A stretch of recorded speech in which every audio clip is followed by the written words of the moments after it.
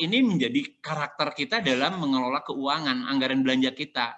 Jadi kalau nanti kita itu sudah biasa dan maaf ya, salah dalam membelanjakan keuangan, hati-hati loh ya. Jadi kita nanti akan bermasalah dengan masalah keuangan. Menciptakan damai dalam rumah tangga ya, jadi nanti akan tenang. Karena apa? Juga kita harus terbuka ya nanti dengan suami, istri, termasuk anak, supaya tahu bagaimana kita hati-hatinya dalam mengelola keuangan keluarga ya. Jadi nanti juga kalau seandainya kita sudah mampu mengelola tadi anggaran belanja keluarga dengan baik, ya perasaan aman, perasaan stabil ya, itu akan dirasakan oleh kita nantinya ya. Itu harapan-harapan kalau kita memang mampu mengelola anggaran belanja keluarga itu dengan baik ya. Nah, jadi di sini Pak Ibu kalau dalam mempraktekkan kita harus semua mencatat semua yang masuk ya, take home-nya gitu ya, semua pendapatan. Nah, untuk mengetahui berapa kemampuan ekonomi keluarga secara real. Jadi semua harus dicatat. Jadi tidak ada yang tidak dicatat ya. Agar dapat membuat anggaran kebutuhan keluarga secara tepat nantinya begitu. Dan catat semua pengeluaran, dan ini kunci banget juga ya, mencatat pengeluaran tuh. Jadi buatlah rencana sebelum belanja. Jadi jangan sampai ya kita mau belanja hanya sekedar bawa uang dan kita tidak mencatat. Nanti yang nggak dibutuhkan kita beli gitu ya. Jadi belanja sesuai dengan rencana akhirnya. Karena pas sudah dicatat dengan baik. Belanja sesuai dengan karakteristik barang. Jadi yang dibutuhkan. Jadi jangan sampai harganya murah tapi tidak sesuai dengan karakteristiknya. Itu akan juga masalah buat kita ya.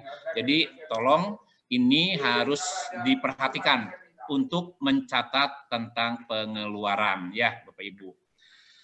Hindari dari kehidupan kita ya. Jangan bermain judi, itu spekulasi dan risikonya tinggi.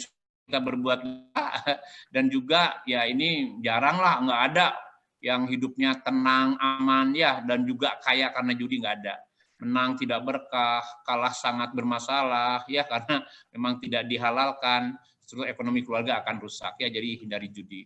Upayakan yang legal ya, untuk berusaha sekecil apapun selama itu pekerjaan itu halal dan kita menikmati ya, di situ adalah kebahagiaan. Jadi rezeki itu harus diupayakan dan diperjuangkan, tidak bisa hanya sekedar sudah kita mimpi saja, nggak bisa ya. Setelah usaha hasil yang diperoleh harus berkah, lebih baik ya. Nah ini guyonan ya. Lebih baik, lebih besar yang halal daripada udah kecil haram ya. Nah, makanya tadi usahalah dengan sungguh-sungguh, fokus, dan sampai berhasil ya. Jadi tidak boleh kita itu sebelum berhasil, jadi kita harus konsisten sampai harus berhasil. Karena tadi inkonsisten itu adalah kegagalan, itu nggak boleh ya. Nanti saya akan ngasih contoh-contohnya biar nanti kita paham ya. Nah, ini juga ada pituah dari kata nenek ya. Ingat ya, pesan nenek, kerjalah yang rajin dan hati-hati. Atur gajimu bersama keluarga, tidak perlu ribut, miskin pun serba kurang. Jadi harus tetap rukun, tidak usah khawatir, pasti Tuhan akan membantu kita. Ya, pendapatan kecil sulit diatur untuk hidup, tetapi lebih sulit hidup dengan pendapatan besar, tapi tidak bisa mengatur. Oke ya. Ini prolognya ya tentang bagaimana belajar kita mengelola keuangan keluarga. Nah, saya akan mencoba karena kita adalah anggota koperasi, melalui koperasi seperti apa sih? Sulit apa tidak? Yuk, tolong ini semua fokus ya. Kita mudah-mudahan bisa memahami dan nanti kita bisa mempraktekkan ya. Harapan saya juga nanti tolong ya Bapak Ibu ya, setelah nanti Bapak Ibu memahami ya, kuncinya adalah Bapak Ibu tersentuh enggak? Ada enggak nanti dalam jiwa kita ini bahwa percaya dengan mengelola keuangan secara baik, seperti yang nanti Bapak Ibu akan pelajari kita bersama, di situ kita akan sukses ya dalam mengelola keuangan. Nah, suksesnya itu nanti pertama pasti harus mempraktekkan ya. Jadi kalau nggak mempraktekkan ya udah apa artinya mempelajari, memahami tentang anggaran belanja keluarga ini. Jadi nanti harus mempraktekkan. Yang kedua, tolong waktu nanti sudah mempraktekkan dengan apa yang tadi juga ngasih contohnya, harus konsisten ya, harus konsisten. Jadi jangan sampai suatu saat lengah juga langsung melakukan pengeluaran yang di mana itu pemborosan. Itu nggak boleh, harus konsisten. Karena inkonsisten juga adalah gagal. Nah, nanti kalau sudah konsisten, tolong bahwa itu betul-betul mengelola keuangannya itu sudah sampai menjiwai kepada kita. Kalau menjiwai, dimanapun dan kapanpun kita itu akan melakukannya, dan rasa bahagia, rasa senang, ya. Jadi rasa mencintainya di situ, ya. Oke, kita akan lihat melalui koperasi bagaimana. Sukses mengatur ekonomi keluarga melalui koperasi, ya. Oke, tolong simak ini ya baik-baik. Nah, yang membuat hidup kita susah itu bukan karena biaya hidup. Ingat itu. Jadi gaji kecil pun sebetulnya kalau misalnya kita bisa mengatur, itu nggak ada masalah. Tapi justru karena tidak bisa mengatur, gaji gede pun tadi kan begitu sulitnya, susahnya kan gitu. Karena tadi dipengaruhinya oleh gaya hidup. Nah, gaya hidup tadi ya, tolong hati-hati, tadi udah saya sampaikan, jangan sampai kalau kita itu tadi mau belanja aja tidak membuat catatan. Sudah sampai ke sana yang tidak perlu malah dibeli, karena tertarik dengan promo-promo ya, kiri kanan kita kan gitu. Jadi bukan karena biaya hidup tetapi gaya hidup. Gajinya sih 3 juta, tapi pengen punya kendaraannya bukan sepeda motor tapi pakai mobil, itu karena gaya hidup. Hidupnya akan susah ya seperti itu. Oke, kita nanti lihat di sini coba. Jangan seperti ini ya. Orang yang paling pemalas pun pasti ingin kaya dan bahagia. Betul kan? Nah, contohnya nih, dia di sini hanya sekedar mimpi ingin kaya, kayak begitu kan, ingin bahagia, tapi tidak melakukan apa-apa, mustahil. Atau tadi ingin kaya, kayak ini nih dulu siapa ini namanya ya, Dimas Kanjeng, ingin kaya menipu, ya akhirnya masuk bui, ya. Ingin kaya korupsi, nggak diampuni dosanya, masuk juga penjara.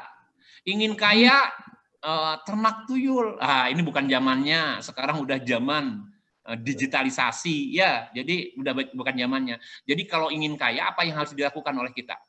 Nah, di sini kita harus cerdas dalam mengelola keuangan. Tadi ya, bagaimana kan tadi kita sudah ya sedikit bagaimana anggaran belanja keluarga. Nah, ini sekarang harus cerdas supaya apa? Kita bisa menuju kaya. Apa yang harus dilakukan di sini?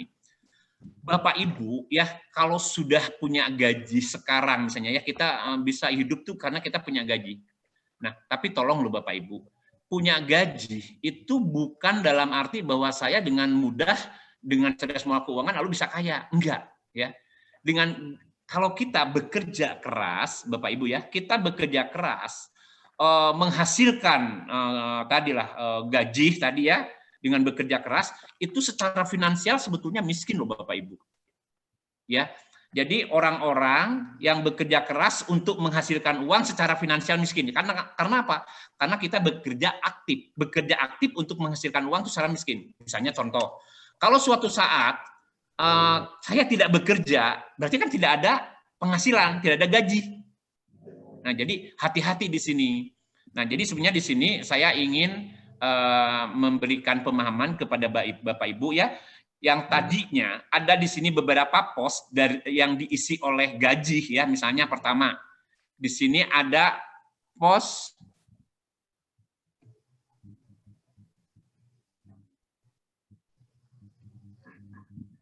makan ya.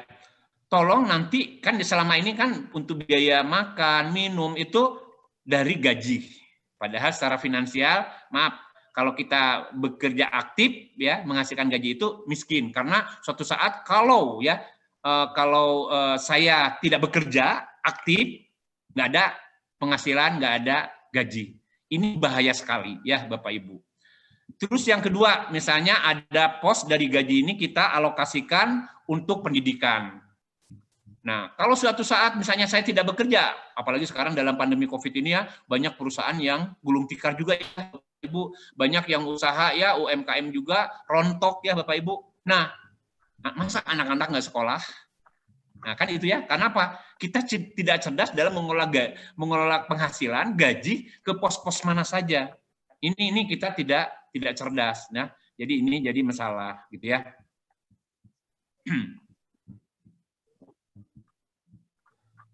Terus di sini yang ketiganya misalnya saya menyisihkan juga karena apa? Ingin punya rumah, ya, ingin punya rumah. Terus saya menyisihkan juga mengalokasikan untuk kesehatan, karena ini penting. Kalau saya tidak sehat nanti bagaimana bekerjanya? Dan Bapak Ibu tadi, kalau kesehatan ya untuk olahraga, rekreasi, itu juga dialokasikan dari gaji. Kalau suatu saat gajinya nggak ada, bingung Bapak Ibu, stres. Nanti kalau sakit gimana? Gimana kalau sakit anak-anak nih, coba gimana makannya? Maaf loh, kena depresi, stres, bisa sakit gitu ya. Nah, jadi kalau dari gaji aktif itu secara finansial miskin, kita nanti akan harus merubahnya menjadi penghasilan pasif. Gimana caranya? Nanti kita akan coba berbagi di sini. Terus untuk prestasi, terus ingin kita punya pensiun yang bahagia, terus kita juga kan harus ya bayar pajak, ya mungkin kita punya sepeda motor, bayar untuk air, listrik, pulsa juga sekarang menjadi penting banget, misalnya kayak gitu ya. Terus juga untuk darurat. Karena apa? Bapak Ibu, kalau kita punya tabungan darurat, keadaan pandemi COVID kayak begini nggak akan ada masalah. Tapi justru karena kita tidak punya darurat, usaha kita kolab, akhirnya kita minta-minta cari sana sini bantuan dari pemerintah, ya dan sebagainya seperti itu ya. Pakaian juga, walaupun maaf ya, misalnya belinya setahun sekali, tetap kita harus mengalokasikan setiap bulan, menyisihkan ya Bapak Ibu. Dan juga tolong jangan lupa, kalau saran saya, beramal, zakat, sedekah, atau donasi. Nah, dari sekian banyak pos-pos gitu kan, yakin nggak Bapak Ibu dari gaji kita bisa memasukkan kepada semua pos? Enggak, ya, nggak bisa kita memasukkan ke semua pos dan tidak ideal. Jadi pasti yang diutamakan adalah untuk minum, ya, makan minum itu yang diutamakan. Nah, terus yang lain, nah Bapak Ibu nanti pelan-pelan caranya tidak perlu setiap pos ini langsung kita rubah ya dari pendapatan aktif ini menjadi pasif. Misalnya ya ada 2, 3 atau 4 pos. Nah, itu kita coba rubah salah satu dari 4 ini dengan dukungan yang 4. Tapi caranya bagaimana? Ya, misalnya gini. Untuk tabungan pendidikan. Tabungan pendidikan kita sisihkan dulu dari penghasilan. Jadi tidak cerdas kalau seandainya kita nabung biaya pendidikan, misalnya, biaya pendidikan anak tuh sekarang lulus SMA mau ke perguruan tinggi, ya, mau ke perguruan tinggi. Nah, ini butuh duit nih sampai dengan 30 juta. Lalu kita pinjam ke koperasi, itu salah fatal loh Bapak Ibu. Jadi kalau untuk biaya pendidikan pinjam itu salah fatal. Kenapa? Salah. Karena waktu anak ke perguruan tinggi pinjam 30 juta, biaya di perguruan tinggi jauh lebih tinggi juga daripada waktu di SMA. Terus yang kedua, gajinya sebagian untuk nyicil dan juga harus bayar jasa. Coba, berkurang kan?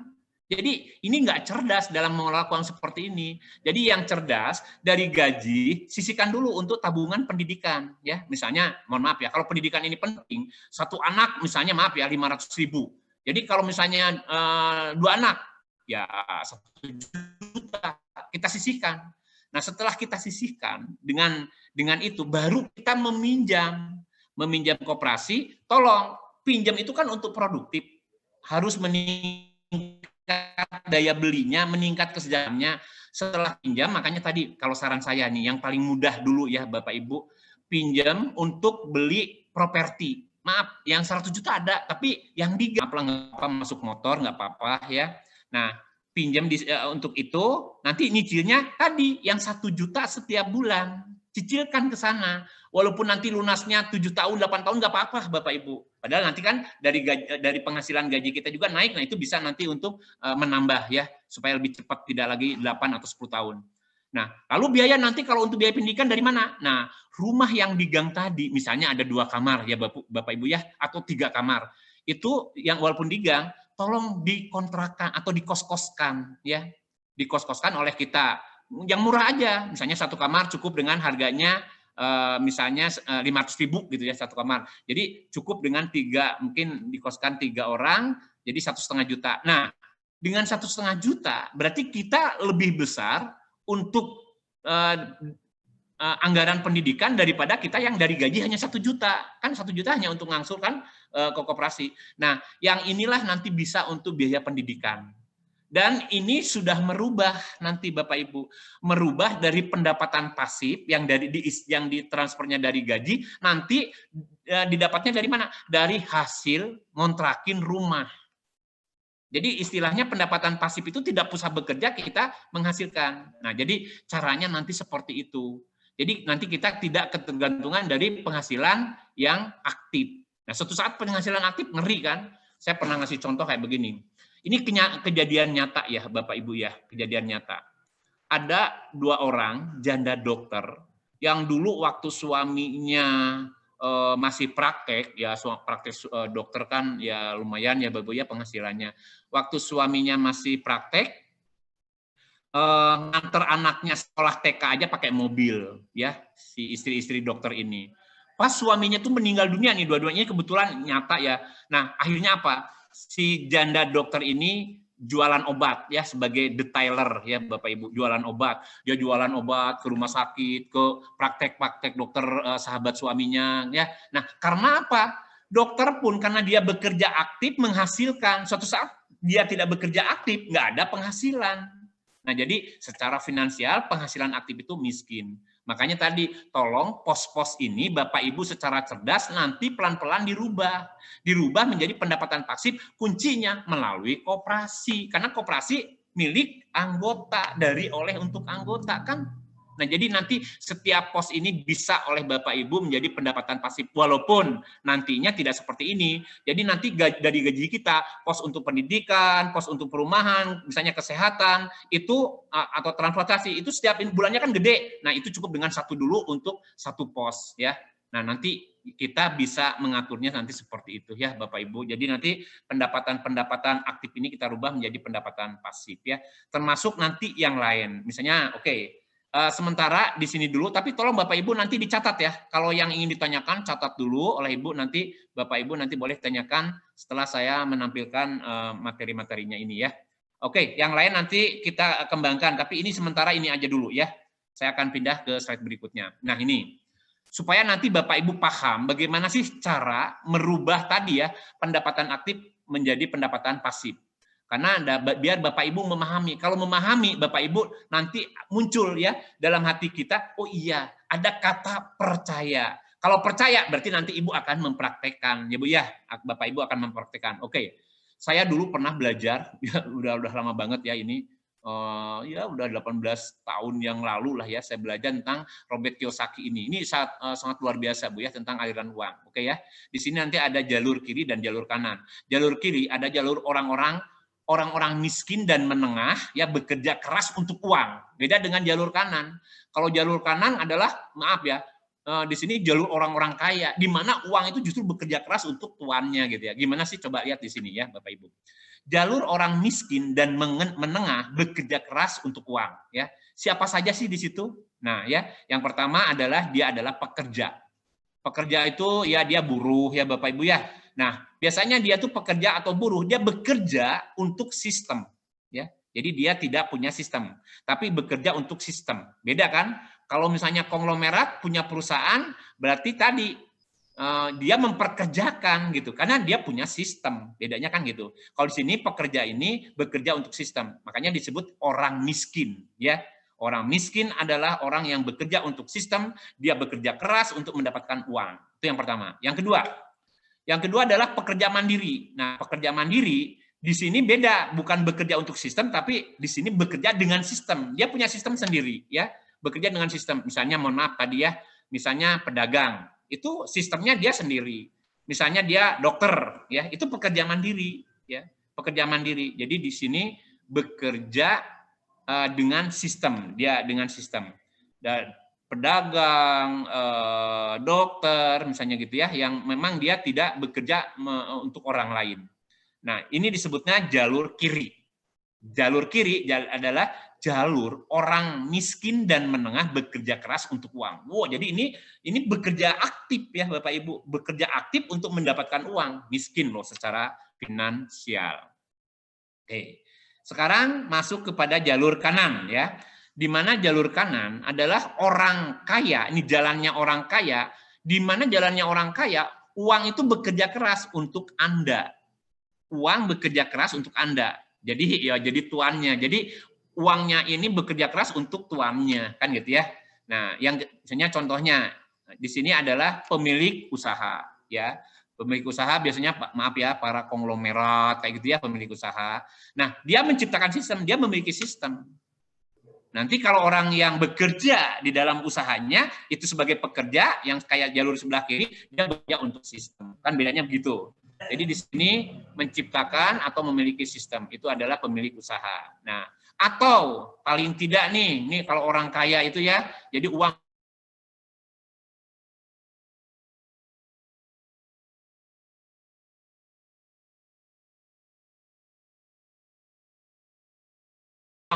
kalau kita ada di jalur kiri, orang miskin dan menengah bekerja keras untuk uang, pelan-pelan coba berubah ke jalur kanan, menjadi jalannya orang kaya, di mana nanti aset-aset kita, harta kita, uang kita bekerja keras untuk kita.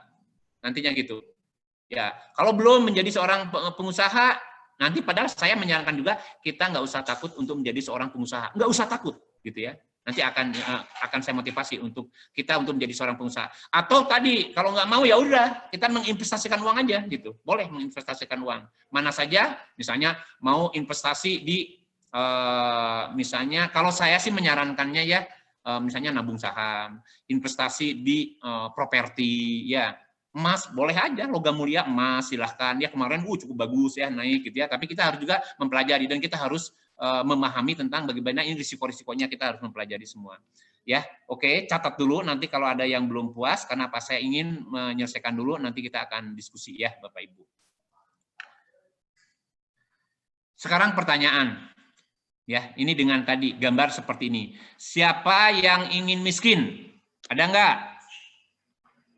Halo? Nggak ada. Ada. Enggak dong, Pak. Tidak. Nah, sekarang saya tanya, siapa yang ingin kaya? Saya, Pak. Saya.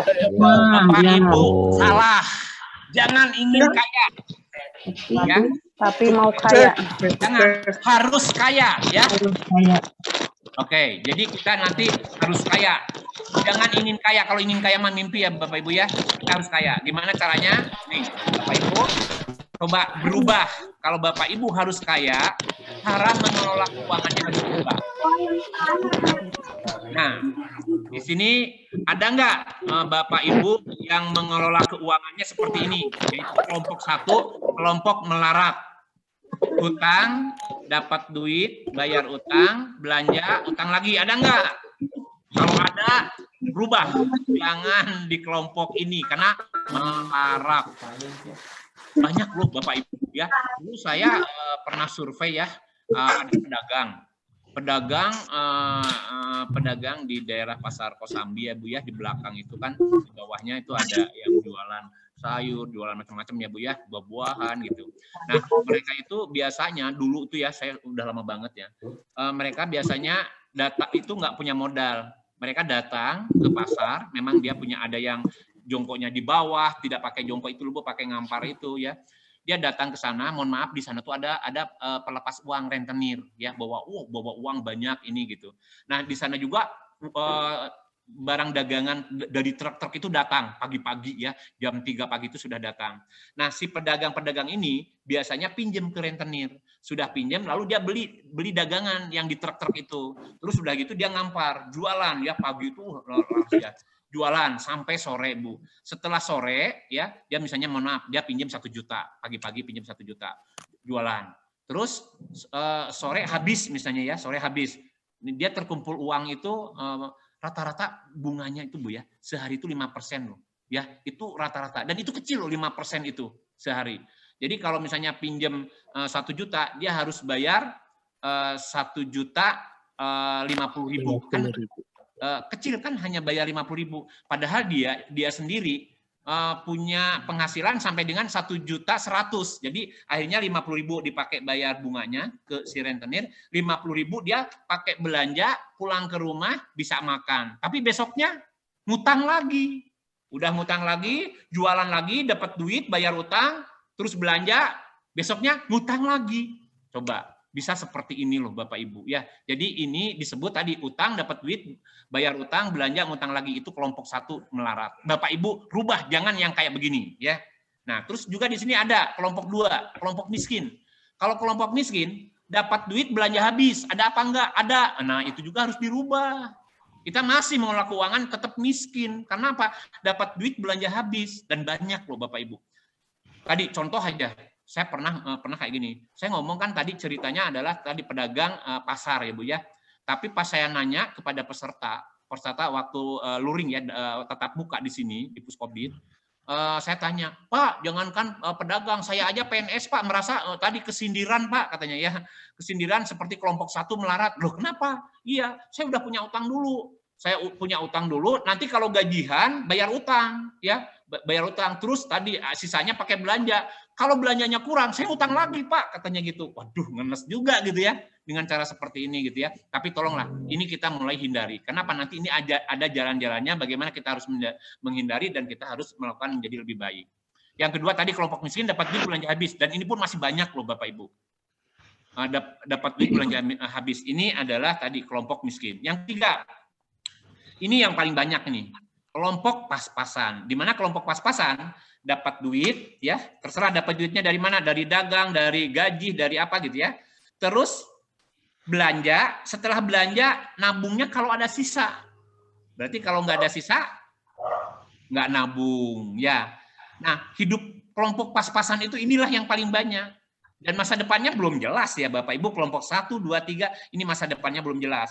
Nah Bapak Ibu harus merubah menjadi di kelompok 4, di mana kelompok 4 adalah jalan menuju kaya. Nah di sini kita dipaksa misalnya harus kaya, ya harus kaya. Kalau mau kaya, pertama kalau dapat duit, pertama adalah nabung dulu. Dapat duit nabung dulu, setelah nabung bayar utang. Setelah bayar utang baru belanja. Nah sekarang pertanyaannya, kenapa kok udah dapat duit nabung terus bayar utang? Nah bayar utang itu ini cara bagaimana mengelola keuangan sukses tadi melalui koperasi Bapak Ibu. Karena tadi kita kan udah nabung nih, terus kita pinjem kan ke koperasi untuk tadi beli aset ya Bu, beli aset itu yang paling aman. Beli asetnya nanti dikontrakan, dikos-koskan, nanti dari hasilnya itu bisa untuk biaya hidup lagi kita kan begitu. Nah, jadi bayar utang. Padahal Bapak Ibu nilai asetnya kalau beli rumah, ya beli tanah, kan dari tahun ke tahun harganya naik kan, NJOP-nya naik kan. Padahal kita pun masih tetap bisa hidup kan. Nah, nanti kalau bisa utangnya udah lunas, berarti tadi untuk biaya misalnya maaf, pendidikan, biaya yang lain itu akan double Bapak Ibu, akan 2 kali. Jadi kita akan nanti jauh lebih baik kalau seandainya si tanah dan rumah yang pinjam ke koperasi ini sudah lunas. Nah, makanya tadi ini kuncinya Bapak Ibu harus lakukan. Apakah kita dengan meminjam lalu menurun kesejahteraannya? Tidak, Bapak Ibu, tapi kita yang harus kerja keras mencari prospek-prospek yang bagus kalau beli kita properti, misalnya kayak gitu ya. Yang bagus seperti apa? Itu nanti kita ada pelatihan sendiri ya. Jadi ini kuncinya Bapak Ibu ya, kita harus kaya itu dapat duit, nabung ya, lalu bayar utang, belanja. Itu kuncinya. Oke, nanti kita lihat supaya nanti kita tambah yakin ya. Ke slide berikutnya nih. Nah, kan tadi Bapak Ibu ingin kaya kan? Bapak Ibu harus kaya kan? Nah, kalau harus kaya berarti kita merubah cara mengelola keuangan yang tadi. Nah, karena kaya itu sendiri bukan karena uang, Bu, tapi cara kerjanya. Jadi kalau kaya itu cara kerjanya, ya itu yang kita pahami. Yang pertama, cara kerja uang adalah uang jangan dikejar. Uang jangan dikejar. Artinya apa? Artinya kita harus punya value, kita harus punya nilai, ya kita harus punya nilai. Karena kalau seandainya misalnya kayak gini Bapak Ibu ya, misalnya saya mau nangkap ikan ya di kolam, tapi karena saya tidak punya value, tidak punya nilai ya yang membuat orang lain akan gitu ya percaya ke kita, akhirnya Pak udahlah saya nyeblung ke kolam, nyeblung terus saya kejar ikan itu, sulit apa enggak? Sulit. Tapi kalau saya punya value, punya nilai ya, saya punya umpan. Dan tadi pas si umpan ini saya taruh di atas air, ikan akan datang. Nah, ikan akan datang. Jadi tidak perlu dikejar. Ikanlah yang akan mengejar kita. Justru kalau misalnya si umpannya kita itu, karena kita punya value tadi, punya nilai ya Bapak Ibu ya. Si umpannya itu, makanannya itu sangat mungkin luar biasa ya. Sangat tertarik banget si ikan, jangankan tadi dilemparkan ke air, sebelum ke air pun masih baru diambil aja si ikan itu sudah sudah nanya, mana dong, udah dia tuh udah rebutan kan gitu. Malah justru tadi baru bangun tidur aja, maaf ya, uang itu udah datang. Kenapa? Saya punya value, punya nilai. Ada peluang usaha. Kalau saya itu nabungnya rajin di koperasi, kita pinjam tidak dipersulit. Tapi kalau misalnya nabung aja udah nggak benar, mana mungkin kan ada peluang pas mau ngajuin, wah kamu kemarin waktu pinjam aja ngangsurnya nggak benar. Nah itu kan masalah ya Bapak Ibu ya. Nah jadi di sini tadi kita harus punya value, punya nilai. Jadi uang jangan dikejar, nanti uang yang akan mengejar kita. Ini cara kerja uang. Jadi bukan ya uangnya tapi cara kerjanya itu yang harus kita lakukan. Yang kedua, bukan tadi di sini, bukan berapa uang yang Anda hasilkan, tapi berapa uang yang Anda simpan. Tadi ingat kan? Kunci pertama kan, dapat duit apa? Nabung. Nah, nabungnya berapa? Tadi jangan kayak hidupnya yang pas-pasan, nabungnya kalau ada sisa. Gajinya sih 5 juta. Nabungnya ya udah simpanan pokok dan wajib. Bapak Ibu jangan ngomong kaya, tapi ngomongnya ingin kaya. Ingin kaya, mimpi. Kan begitu. Tapi kalau misalnya harus kaya, gaji 5 juta, maaf ya, kalau saya berani, nabungnya berapa? Saya menyisihkan dari gajinya adalah 3,5 juta. Oh, saya berani. Lalu Pak, biaya hidup nggak cukup dengan 500 ribu. Ya tadi kan saya beli aset. Di mana aset saya langsung menghasilkan setiap bulan sekian. Dan saya masih bisa hidup dan saya punya aset sekarang dengan harga yang tadi. Padahal beli aset dengan ya, berani menyisihkan 3,5 juta, itu bisa menutupi 3 pos. Misalnya kayak gitu. 3 pos apa misalnya ya, kalau pos makan sudah tadi masih ada 1,5 juta, ini pos pendidikan, pos pajak, pos kesehatan itu bisa ditutupin hanya dengan beli tadi aset, maaf ya, satu rumah yang ada misalnya 5 kamar di kos-kosan oleh kita. Dari 5 kamar, 1 kamar misalnya tadi 1 kamar 750, berarti 5 kamar berapa? 375 ditambah dengan yang 1,5 juta, berarti penghasilan kita setiap bulan adalah 5.250.000, masih lebih besar daripada kalau kita tidak menabung 3,5 juta. Itu cara cerdas. Kita butuh koperasi. Makanya tadi koperasinya harus dijaga karena milik kita, ya. Koperasi bukan milik pengurus, bukan milik manajer, bukan milik pengawas, milik anggota. Ya, jadi paham kan, Bapak Ibu? Enak kan? Besar bagi Bapak Ibu, tapi berapa besar yang Anda simpan? Nah, udah simpan, lalu diproduktifkan. Kenapa sok Pak? Kalau udah nyimpen, biarlah kita untuk masa depan. Salah. Nih lihat yang ketiga. Nilai uang menyusut. Jadi nggak cerdas kalau nabung uang, Bapak Ibu. Setelah kita menyisihkan dari gaji, lalu kita tabung langsung pinjem yang harus menghasilkan. Jadi kalau nabung uang, sok aja Bapak Ibu ya. Kalau sekarang saya punya uang 200 juta, saya bisa beli rumah 3. Ya. Coba 10 tahun atau 15 tahun yang akan datang.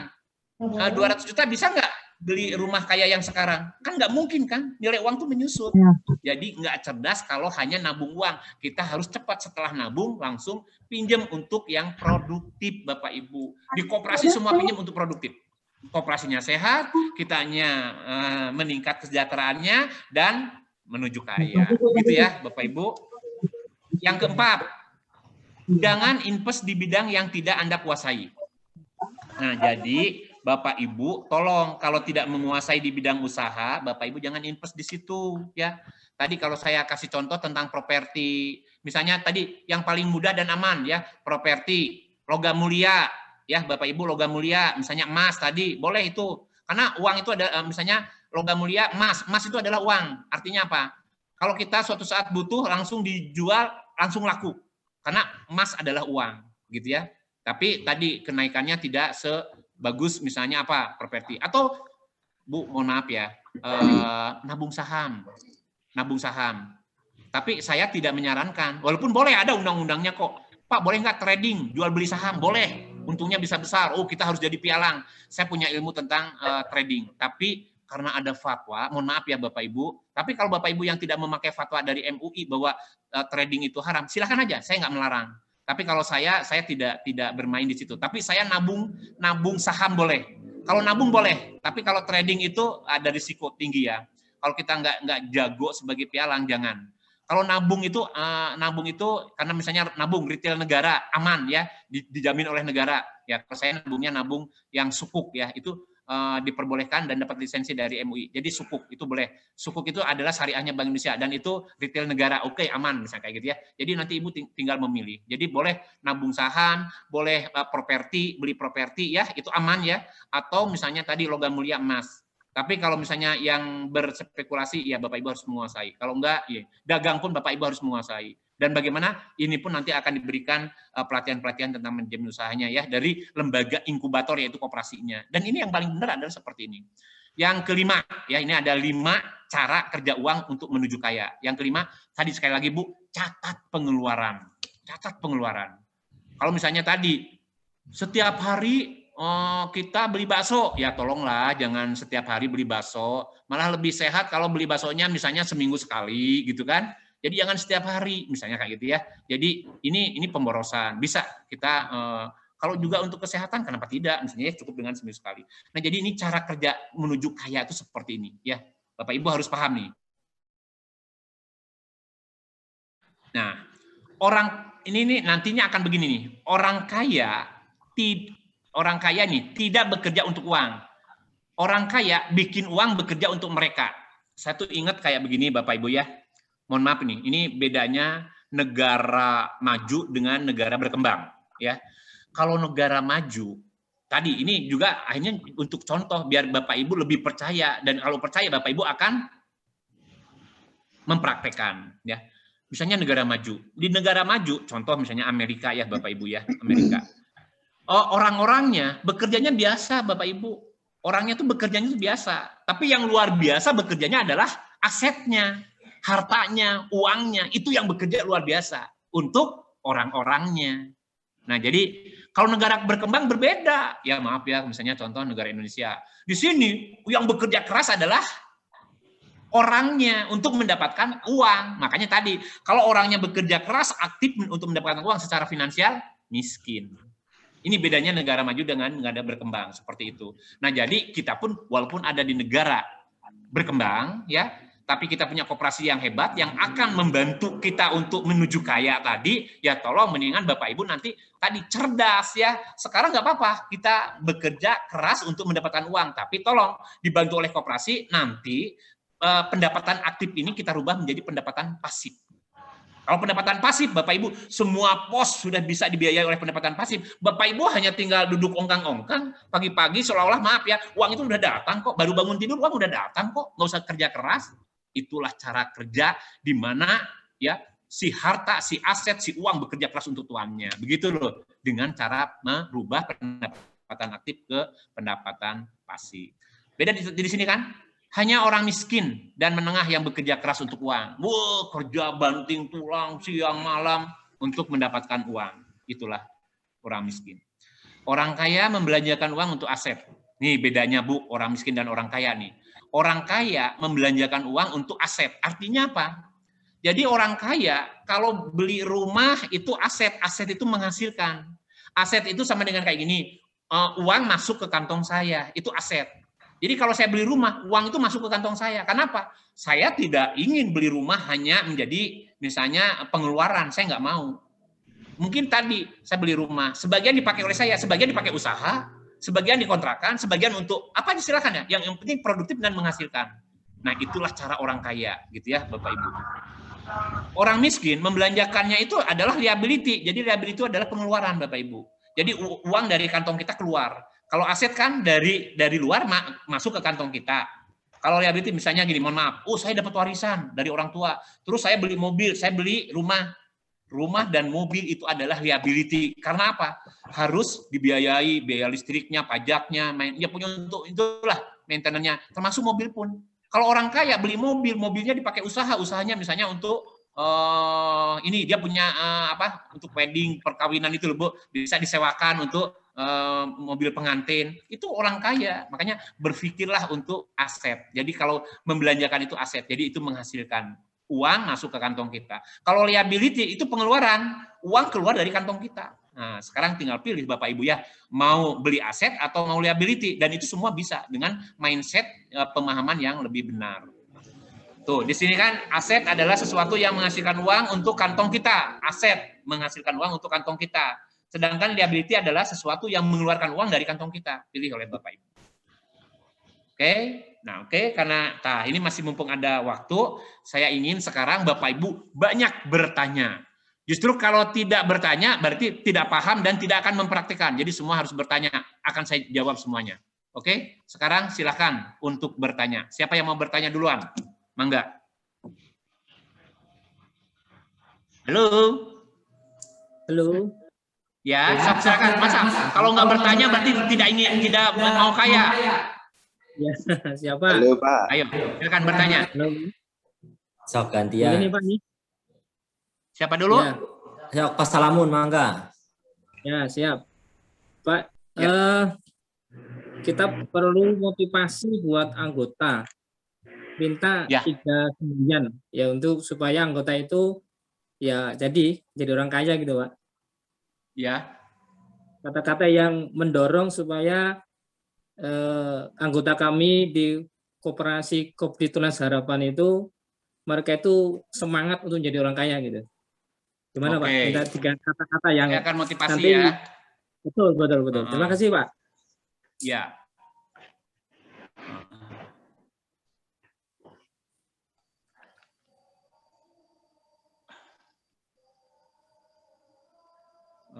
Mas Farid, ini tuh ada yang salah, Mas.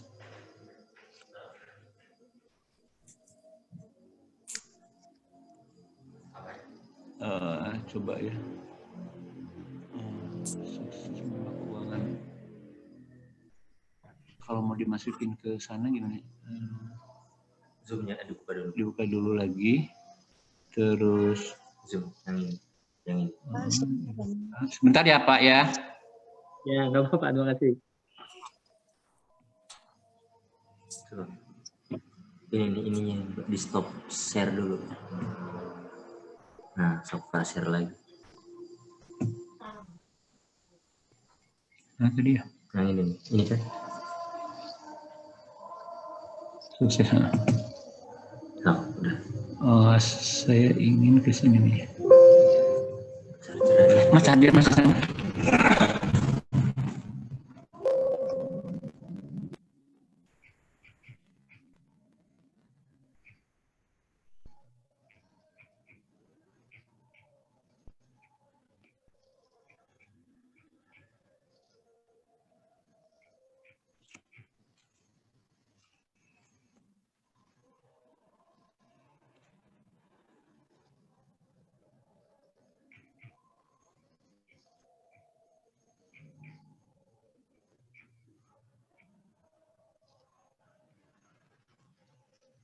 Sebentar, Bapak Ibu baterainya habis nih.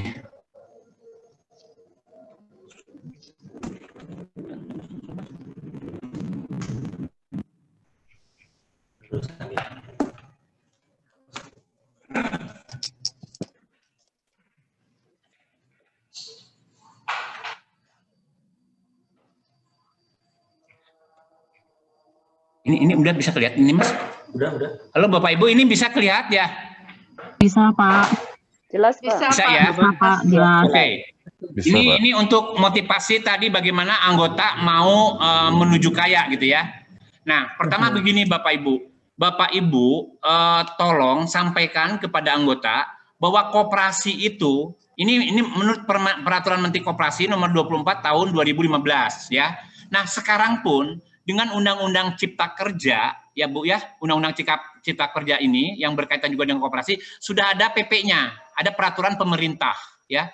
Peraturan pemerintah nomor 7 tahun 2021 Bapak Ibu, nomor 7 tahun 2021 tentang bagaimana di sini justru juga sama dengan koperasi sebagai inkubatornya tadi Bu ya. Nah, sebagai inkubator, nah sekarang tadi pertanyaan aja dulu ya di sini. Kalau orang ditanya nih, misalnya Bapak Ibu, kalau saya ikut usaha punya misalnya di PT SPBU ya, pemiliknya 5 orang, salah satunya adalah saya. Berarti saya adalah pengusaha SPBU ya Bapak Ibu ya. Nah, sekarang tadi koperasi itu kan kemarin disampaikan di dalam undang-undang. Koperasi adalah badan hukum dan badan usaha. Badan usaha yang beranggotakan orang seorang atau badan hukum, kan begitu. Nah, koperasi sebagai badan usaha otomatis kalau saya menjadi anggota koperasi berarti menjadi pengusaha.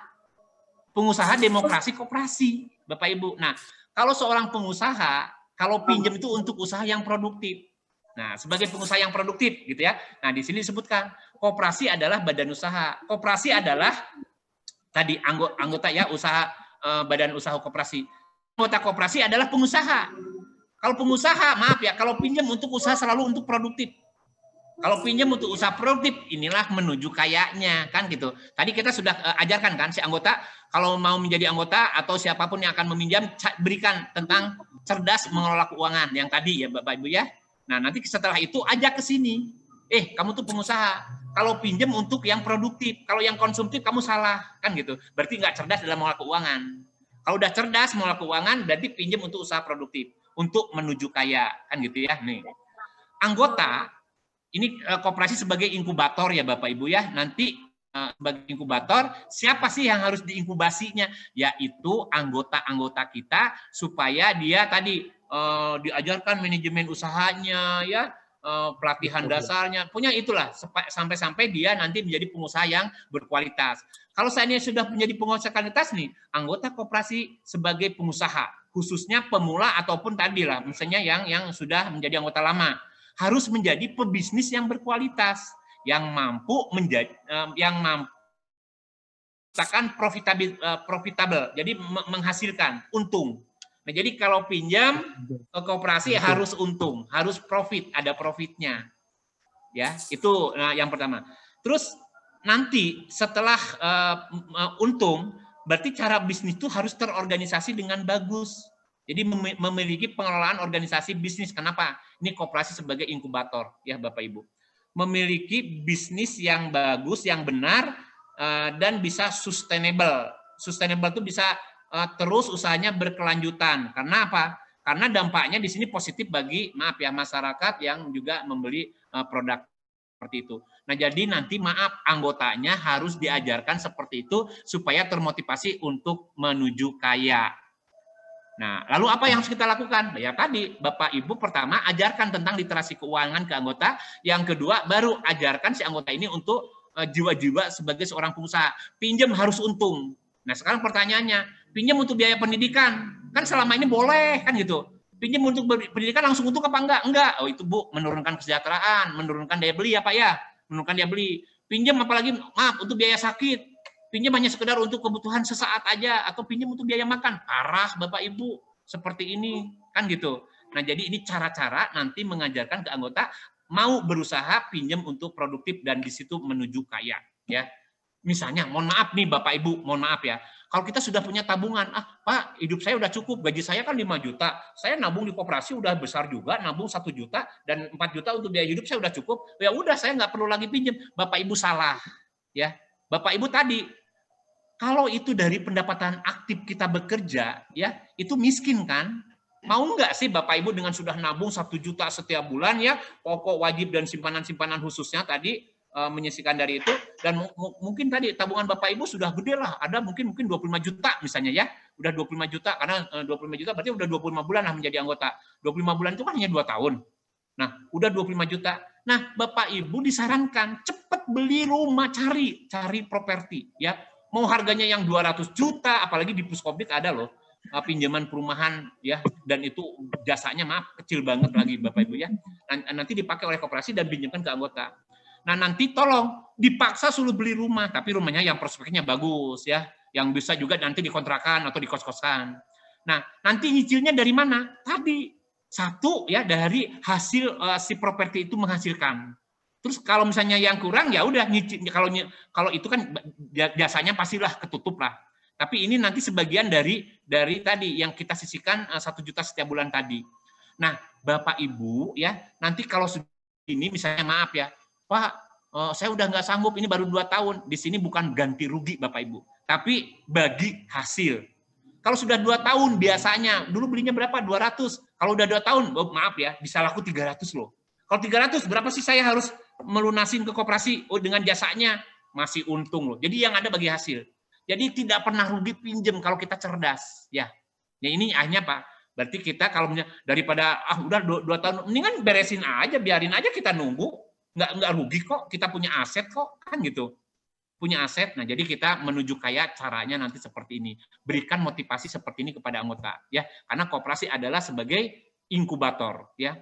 Nah, jadi kalau yang namanya inkubasi itu, Bapak Ibu, nanti si koperasi harus memberikan pendampingan, ya, pendampingan untuk si anggota biar usahanya maju, memberikan pendidikan buat si anggota maju, memberikan pelayanan yang bagus buat si anggotanya maju, karena koperasi itu milik anggota.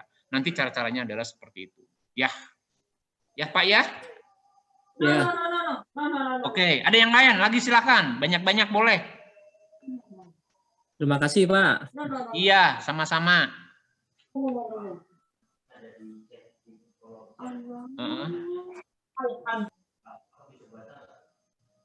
Mas, ini gimana Mas ngeluarin ini Mas? Ini mau saya keluarin dulu, gimana? Ini stop. Stop share. Oh ini, oke. Yang nanya. Satu dari sini aja nih Pak. Nanya.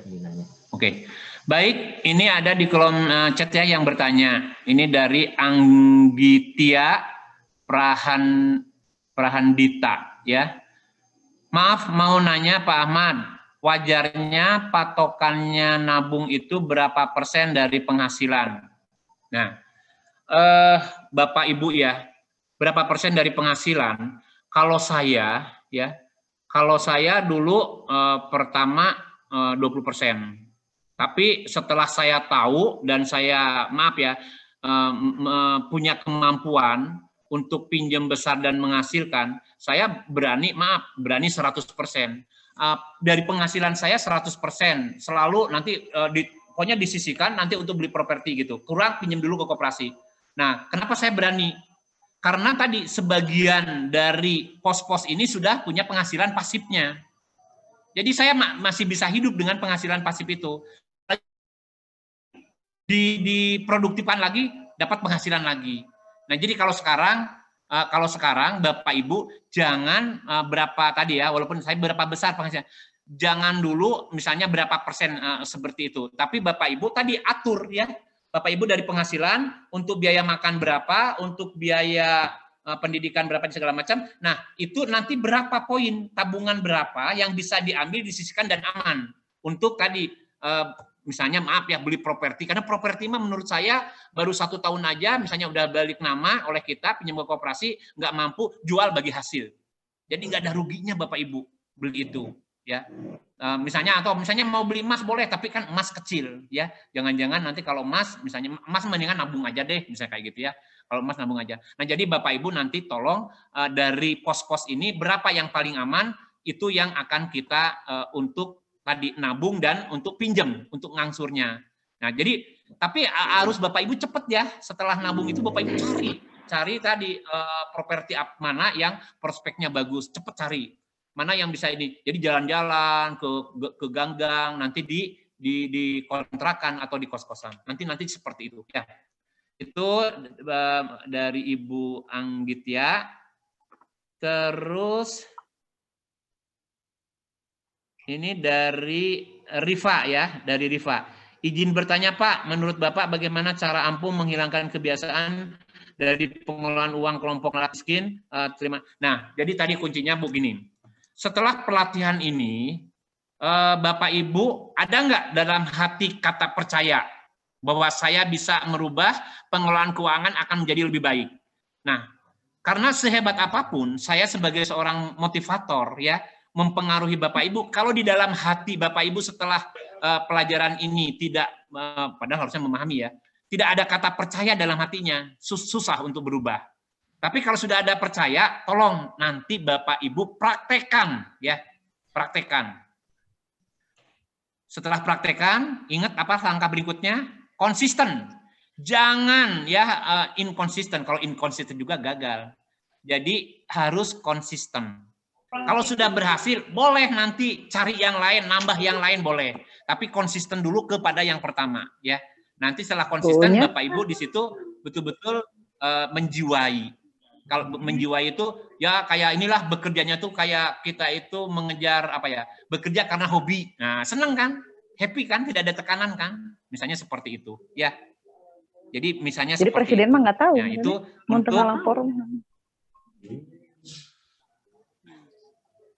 untuk Mbak Rifa ya, gimana? Masih ada, silakan.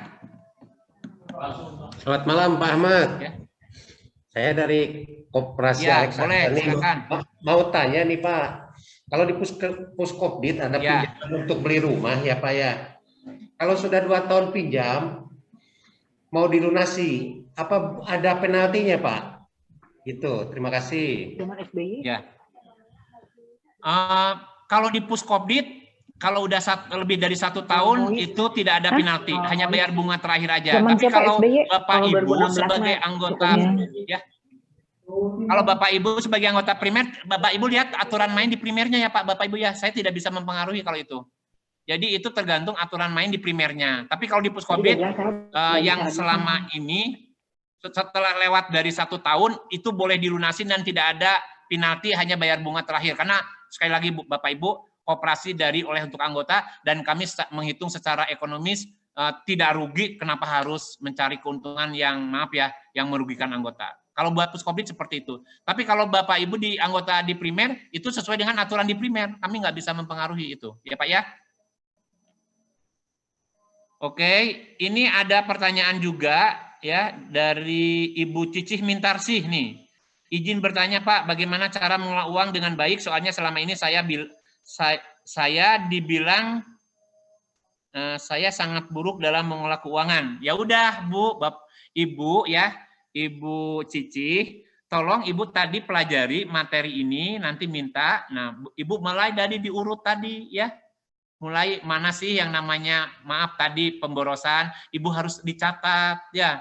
Jadi kalau mau ke pasar aja Ibu harus punya catatan. Jangan sampai supaya tenang, Ibu jangan supaya tenang ya. Karena apa? Itu nanti yang namanya pemborosan ya jangan sampai Ibu malah membenarkan. Karena mencatat pengeluaran itu kunci Bapak Ibu. Yang lain mudah Bu. Tadi cara kerja uang menuju kaya itu tadi ingat Bu. Yang pertama apa? Uang jangan dikejar, berarti kita harus punya kemampuan, punya ilmunya Bu ya gitu ya, punya nilai, jadi orang akan datang uang itu ke kita. Uang jangan dikejar. Yang kedua, berapa besar yang disimpan, bukan berapa besar gajinya. Jadi gaji 3 juta juga kalau seandainya berani saya tadi 50%, 78% berani dan bisa hidup, kalau udah cerdas bisa hidup. Walaupun tadi saya akan langsung ke koperasi 75% dari gaji saya, tapi saya tetap masih bisa hidup. Hidupnya juga wajar, bisa enggak? Nah ini nanti kita akan ketemu di dalam bagaimana untuk tindak lanjutnya ya Bu yang seperti ini. Kalau saya dulu sampai 100% juga, hidup untuk biaya hidupnya tetap aman, misalnya kayak gitu ya. Nah terus yang ketiga, nilai uang itu menyusut. Nah jadi nggak cerdas kalau hanya nabung uang. Lalu tadi kalau mau usaha yang keempat ya, usaha di mana kita menguasai bidang usaha itu sendiri, gitu ya Bu ya. Jadi nanti yang paling aman mah tadi Ibu tadi saya katakan berani nggak tadi beli properti dengan mencicil seperti itu, tapi profitnya langsung harus produktif. Misalnya Pak ada juga tanah tapi tanahnya strategis, nggak apa-apa Bu beli tanah lalu bangun ya nanti dibangun untuk bengkel motor. Pak cari orang yang ahli ini bagi hasil itu kalau motor itu bengkel motor untungnya lebih gede daripada nyewain itu loh Bu ya. Dulu pernah saya juga lakukan itu untungnya lebih gede. Nah, jadi cara-cara seperti ini ya Bu ya, yang harus Ibu lakukan ya. Terus ini pun ada dari Septianugroho ya, ini dari Karsa Bahagia. Terima kasih atas materi dengan apa? Mas, bukan pertanyaan ya? Oh ya, ini ada dari Pak Ahmad Saipul ya. Nah, dari Pak Ahmad Saipul ini pertanyaan. Kok kayaknya sama dengan nama saya Ahmad. Izin bertanya Pak, kalau masih muda mending kita nabung ke saham atau nabung biasa? Jelas, nabungnya jangan nabung biasa. Kalau nabung biasa, tadi saya katakan, cara kerja uang itu kalau hanya nabung, nilai uang itu menyusut. Ya, 100 juta sekarang dengan 100 juta 10 tahun yang akan datang itu sangat berbeda. 100 juta sekarang masih bisa beli rumah di gang. Kalau nanti 100 juta yang ini, nggak mampu Ibu, ya kan gitu. Jadi di sini kita harus cerdas. Makanya tadi melalui koperasi kita akan bisa mendapatkan dulu sekarang, walaupun tadi nyicilnya sambil proses sampai ke depan. Itulah keuntungan. Makanya tadi kalau kita bisa mengelola ini melalui koperasi, kok kayaknya kita yang paling beruntung. Terus Isnur Leha, ya, maaf Pak izin bertanya, di aset yang kita hasilkan seperti rumah yang dikontrakan atau kos kan, seperti di era pandemi seperti ini kontrakan kos kan pada sepi Pak, karena anak kuliah tidak pada ngekos lagi dan banyaknya di PHK. Solusi seperti apa ya Pak? Posisi rumah yang dikontrakan ini baru pinjam di koperasi baru beberapa bulan dibayar. Jadi solusi di era pandemi seperti ini. Bapak Ibu, tadi memang ini pandemi COVID ini ya ini bukan hanya di negara kita tapi ini sudah mendunia. Tapi kalau kita selalu cerdas, di situ pasti ada peluang, ya, ada peluang. Mohon maaf ya, Bapak Ibu ya, kalau di belakang rumah saya kos-kosan mahasiswa juga masih tetap penuh ya. Tapi bagaimana caranya kita menarik dan bagaimana caranya juga ya kita bisa mengikat itu saya rasa kepandaian kita nantinya. Mohon maaf, saya juga punya di belakang rumah juga yang seperti ini. Saya tuh paling lama ya kalau ada yang selesai seminggu aja udah rebutan ada. Ya, jadi nanti di sini kita apa yang harus kita lakukan supaya tadi kita itu kayak yang pertama loh Bu, kita punya value, punya nilai, cara mengelola kos-kosan sangat menarik. Justru kalau kosong aja, maaf ya, cepat sekali langsung ada. Jadi kita tetap harus kreatif ya, inovatif supaya dikejar ya, supaya dikejar. Saya rasa nanti kalau untuk literasi keuangan harus Bapak Ibu tuh harus pelatihan dulu ya. Saya punya pengalaman begitu banyak ya, dan tidak mungkin di sini. Karena ini bisa mungkin tadi 1 hari sendiri ya Bapak Ibu untuk bisa cerdas dalam mengelola keuangan. Tapi caranya nanti seperti itu. Jadi mohon maaf ya kalau saya, kalau ada tetangga saya juga dia kan sama anggota koperasi ya, rumahnya selalu penuh ya. Kalau tetangga saya mah memang ya bisnisnya di situ. Wah itu banyak ya. Kalau saya hanya berapa rumah sih Bu ya. Tapi itu selalu penuh. Seminggu wah udah banyak yang datang ya. Maaf saya tidak mahal-mahal. Malah ada yang masih satu kamar itu hanya 500.000 ya. Kalau nggak mampu juga boleh bayar setengahnya kayak gitu. Kalau memang betul nggak mampu, tapi kalau mampu bayar penuh gitu ya. Jadi saya masih bisa berbagi juga lah kepada mereka yang membutuhkan. Siapa lagi ya? Maaf Pak, izin bertanya. Jika ini dari Hanisa ya. Jika dana untuk modal usaha itu kurang, otomatis tabungan yang ada yang itu terganggu. Atau meminjam untuk modal usaha, sedangkan tabungan itu untuk dana yang lain. Solusi untuk mencegah agar tidak terganggu dananya bagaimana ya Pak? Tadi saya katakan Bu, kalau pinjam ke koperasi dengan sistem portofolio yang dibeli, yang dijaminkan, dan kita juga punya kepastian, karena jangan usaha di mana kita tidak menguasai bidang usaha, dan kita juga punya, karena ini usaha itu transaksi ya Bapak Ibu, bukan spekulasi. Nah, bukan spekulasi. Dan akhirnya, maaf, tadi dari usaha itu bisa nyicil, bisa bayar jasa bagi hasilnya. Enak kan? Dan mohon maaf ya, mohon maaf ini. Kebetulan juga cara seperti ini, pinjam untuk usaha produktif, kita pinjam bukan bayar bunga, tapi bagi hasil. Ini bisa berkah ya, bagi hasil. Karena kalau pinjam untuk yang konsumtif itu bayar bunga. Kalau ini kan bagi hasil. Makanya tolong usaha yang menghasilkan, yang produktif. Tenang kan, enak kan? Kenapa tidak bisa melakukan yang ini? Nanti jadi berkah ya. Seperti itu. Dari Handi, KPN Tuturi. Malam Pak, izin bertanya. Jika dialokasikan untuk usaha seperti diketahui umum bahwa hasil usaha fluktuatif tidak stabil, bagaimana agar tetap bisa aman, bagaimana baik pengelolaan keuangan internal agar sejalan dengan kewajiban cicilan kepada koperasi. Memang yang namanya usaha walaupun itu adalah transaksi, tapi kita juga nggak bisa ya kalau itu udah di luar kemampuan kita, post major seperti misalnya kejadian pandemi COVID, lalu mau apa? Tapi tolong, kita diciptakan untuk selalu kreatif, inovatif ya. Bapak Ibu, mohon maaf ya, saya juga mendampingi koperasi yang baru kemarin juga saya pulang dari Cirebon ya. Di Cirebon justru maaf ya, pada sukses di pandemi seperti ini. Malah dia jualan kapling, wih luar biasa Bapak Ibu ya. Jualan kapling luar biasa mereka. Nyatanya maaf ya, di kala pandemi seperti ini masih juga ada yang punya daya beli. Ya, karena tadi dia menarik, harga pun tadi harga corona. Mohon maaf gitu ya. Saya juga baru ya beberapa bulan yang lalu saya beli rumah harga corona. Dan saya jual harga corona pun ada untungnya kok. Nah ini kita harus cerdas di situ. Jadi walaupun dalam keadaan corona, beli harga corona, dijual harga corona pun harus untung. Tapi harganya harga corona. Tapi kalau ingin untungnya gede, ya udah karena saya juga di sini adalah memang tabungan untuk misalnya tabungan masa depan, pensiun, bahagia. Beli harga corona, tunggu setelah beres corona harganya akan, walaupun memang tidak mudah ya Bapak Ibu. Misalnya sekarang corona, tahun depan misalnya 2020 beres. Nanti normalnya bisa aja 2023 kan gitu. Nanti dijualnya setelah tahun 2023. Jadi kalau sekarang belinya 300, saya beli ya kemarin 300 juta. Sekarang aja harga corona sudah baru berapa bulan ya Bapak Ibu? 4-5 bulan sekarang harganya udah naik ya 200 juta loh dari 300 loh. Berarti lebih dari 50%. Itu baru harga corona. Karena saya melihat ini prospeknya bagus ini terus sedikit direnov aja jadi harganya akan tinggi. Ngerenov cukup dengan hanya misalnya 25 juta, harga menjadi naik nambah 200 juta. Jadi kita harus tetap punya value, punya nilai untuk menjadi menarik ya. Jadi nggak usah takut Bapak Ibu, kita bisa masih bertanya, tapi saya senangnya, mohon maaf ya Bapak Ibu, senangnya kalau luring ya, tatap muka ya, supaya nanti masalahnya dibahas tuntas. Jadi kalau yang kayak model kayak gini, saya hanya kayaknya Bapak Ibu ada yang betul nggak fokus, ada juga di depan mudah-mudahan sudah beres bisa tatap muka dan ini akan menjadi lebih sungguh-sungguh. Itu Pak Handi, lalu ini ya.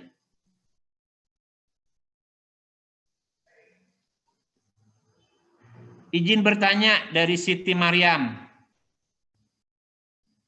Pak, kalau kita ingin mempunyai aset untuk membuat kos-kosan, apakah ada batasan pinjaman atau tidak? Ya, biasanya di koperasinya ada aturan ya, Bu Siti ya, ada aturan. Nah, aturan itu harus diikuti gitu ya. Kalau saya nggak bisa mempengaruhi. Kalau di Puskobit sih, kami bisa dengan kelayakan, ya layak, oke, nggak layak. Tapi kelayakan juga biasanya, mohon maaf ya di koperasi itu, oh dia kalau mau pinjam untuk kos-kosan harus sudah punya misalnya 20 atau 25% tanahnya, misalnya ada yang kayak gitu, supaya anggota yang meminjam untuk kos-kosan ini dia sungguh-sungguh, ya nggak main-main. Walaupun tadi jaminannya dengan sistem portfolio, yang beli yang dijaminkan, misalnya kayak gitu, yang beli dijaminkan, tapi dia akan sungguh-sungguh. Artinya apa? Artinya dia kos-kosan harganya 200 juta nih, dia sudah punya tabungan 25%, yaitu 50 juta. Nah ini tabungan sebagai jaminan. Tetap pinjamnya adalah 200 juta. Nah dari 200 juta ini Bapak Ibu tuh harus mampu mengelola. Dibangun kos-kosan, misalnya maaf ya, kos-kosannya kalau membangun sendiri, oh bisa aja menjadi 8 kamar. Kalau 8 kamar, satu kamarnya misalnya 750.000, wih Bu, untuk nyicil, untuk ngangsur udah bisa. Jadi misalnya kebetulan nih, saya punya rumah, di samping rumah atau dekat rumah kita lah, dekat rumah kita itu ada tanah kosong, bangun aja kos-kosan yang nanti memang kalau khusus kos-kosan itu bisa aja menjadi kamarnya efektif ya, efisien nantinya Bu, dan itu menghasilkan. Atau mungkin tanah kosong tadi buka bengkel motor, cari ini montir, sok bagi hasil, dibangunkan bedengnya, itu Bu untungnya luar biasa. Kenapa? Motor kan tambah banyak sekarang kan gitu ya. Jadi mereka kalau rusak pasti akan lari ke itu, gitu ya Bu ya. Nah, jadi saya rasa kita harus ngikutin aturan main di koperasinya. Kalau di koperasinya diminta untuk misalnya 15%, 20%, 25%, Ibu harus ikutin gitu kan. Makanya kita nabung dulu, misalnya kayak gitu.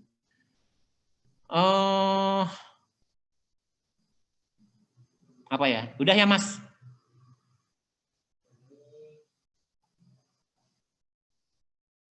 Udah ya? Oke. Dari chatnya semua udah, dari chattingan Bapak Ibu.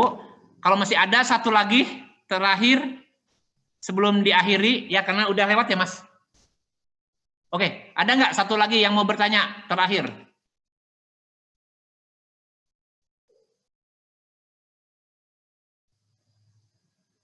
Ini dari Koperasi Alexandra, ada yang mau tanya? Pak Salamun mau tanya? Bu Rifa nanya lagi?